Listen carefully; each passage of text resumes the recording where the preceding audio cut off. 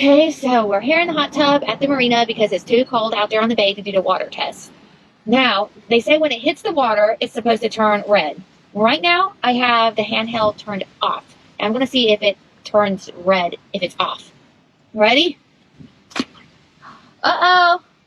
Look at that. Red. It is flashing red. And on the backside, too, there's a little light box there that flashes red. Okay, well, that's pretty cool. All right, out of the water. Still flashing red. But let's turn it on. And now it goes back to the blue screen. Okay, let's see if it will turn flashing red with it being on and falling into the water. And it does. It's flashing red with it being on after being dropped in the water. So on or off, it's going to flash red, which is going to be helpful to find it. Okay, so now there's a vibrate mode to get the extra water out.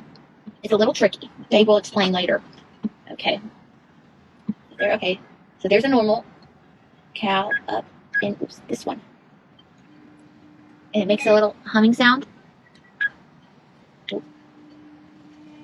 I don't know if you guys can hear that, but it also like feels a little vibration right in the speaker.